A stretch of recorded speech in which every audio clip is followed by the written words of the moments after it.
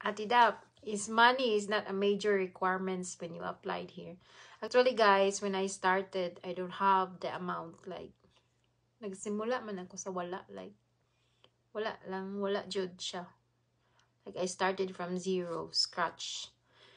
And then, yun, nag-ipon. I work. Like, really, nag-ipon talaga ako para dito because it's my dream na pumunta dito. So, yeah. I'm not going to say it's a major because I started with zero. I started from scratch. And then, yeah, kailangan mo ng funds. Kaya, di ba?